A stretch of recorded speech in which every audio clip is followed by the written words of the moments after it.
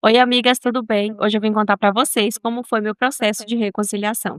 E tudo começou no final de 2023, que eu estava simplesmente decidida que eu precisava mudar algo na minha vida. Mas não tinha nada de errado com meu relacionamento, estudos, trabalho, estava tudo tranquilo. Sentia uma necessidade interior que eu precisava mudar algo.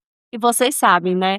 Quando a gente conhece a verdade, que a gente já experimentou do amor de Deus, no fundo, a gente sabe que é isso que falta na nossa vida. E no início de 2023 eu estava decidida, que eu precisava voltar para a igreja, que eu precisava voltar para Jesus. E engraçado que tudo aconteceu, assim, muito tranquilo, não teve pressão de ninguém, foi uma coisa minha, uma decisão muito pessoal, muito racional. Quando esse processo começou, eu comecei a me interessar mais por conteúdos cristãos, comecei a pesquisar meninas, principalmente meninas, que falavam do amor de Deus de uma forma muito tranquila.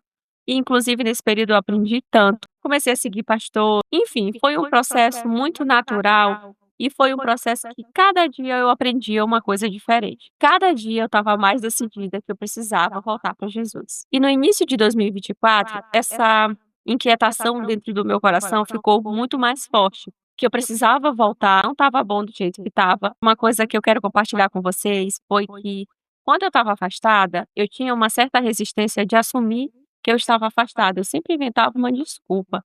Ah, é por isso. Ah, é por aquilo. Não, uma hora vai dar certo. Sempre inventava uma desculpa. Quando eu decidi que de fato eu ia voltar, alguma coisa falava aqui na minha cabeça que eu não precisava fazer o processo de ir lá na frente, de me reconciliar, para o pastor orar por mim, enfim.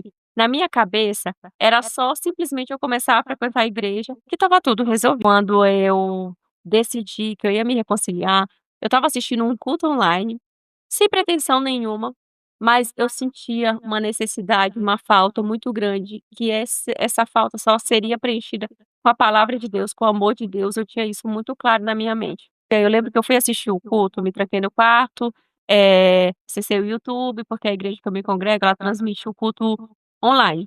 Eu não lembro exatamente qual era a pregação, eu não me lembro, mas eu acredito que eu tenho anotado, porque quando eu comecei esse processo, dentro de mim, eu comecei a anotar algumas coisas, leituras, pregações, enfim, eu comecei a anotar no meu caderninho de oração. E depois eu posso trazer aqui para vocês. Lembro que na hora do apelo, o pastor falou exatamente assim: você que está assistindo o culto online, se você sente o desejo genuíno de voltar para Jesus, de aceitar Jesus, você pode fazer isso, desde que você faça com todo o seu coração, com verdade, sabe. Pela hora eu fui tocada de tal forma, não somente pela parte do apelo, mas por todo o contexto, pelo culto em si. Eu falei: "É para mim, eu preciso fazer esse voto, essa aliança novamente com Jesus, e a hora é agora, eu não posso mais esperar".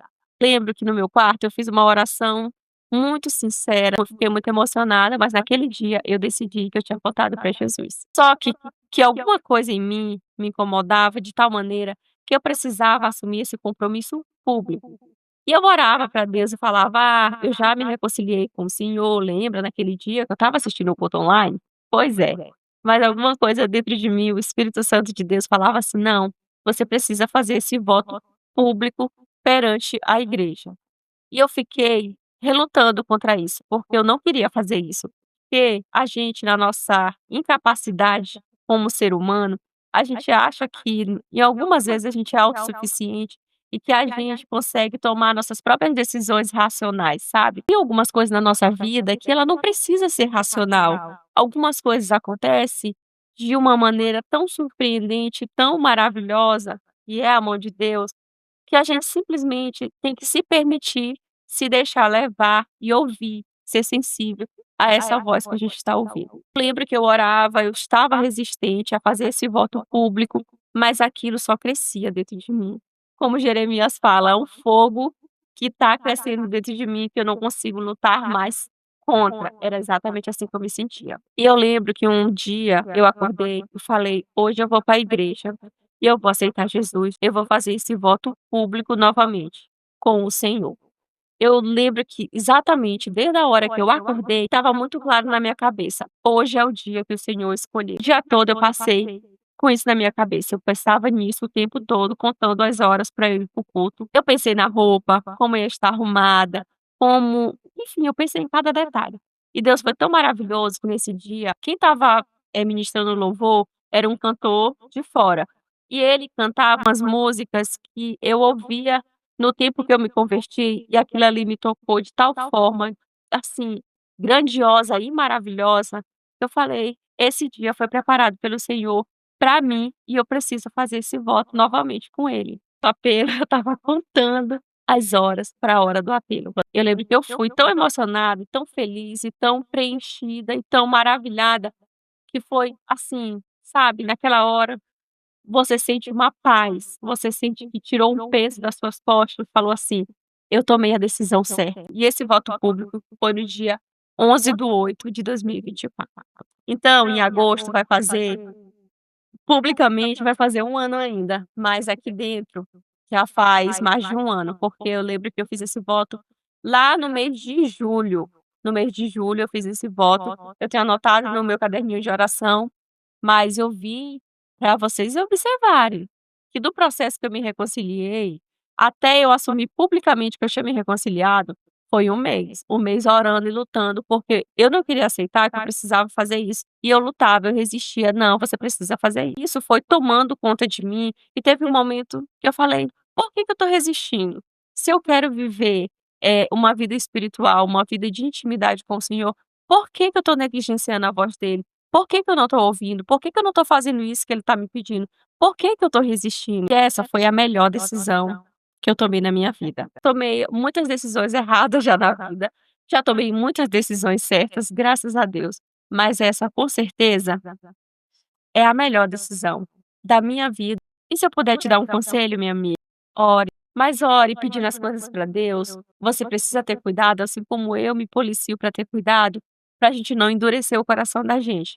Porque às vezes a gente está orando, pedindo para Deus algumas coisas, e quando Deus está falando, a gente está resistindo, a gente não quer, de fato, fazer aquilo que Deus está falando para a gente fazer. A gente quer fazer pela nossa própria força, pelo nosso próprio entendimento. E na vida da gente, enquanto cristão, enquanto servo do Senhor, não é assim. O tempo todo a gente precisa ser conduzido pela voz do Espírito Santo, a gente precisa estar sensível para ouvir a voz dele, porque é ele que vai nos ensinar todas as coisas que nós precisamos aprender.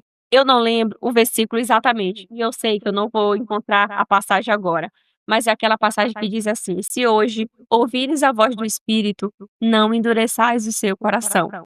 Eu, por algum tempo, eu endureci meu coração, eu resisti, mas quando eu permiti que o Espírito Santo agisse em mim, foi a melhor coisa que eu fiz. Esse é um pouquinho do relato do meu processo de reconciliação. Espero que vocês tenham gostado, se possível, comenta aqui como foi o processo de reconciliação ou quando vocês aceitaram Jesus. Beijos.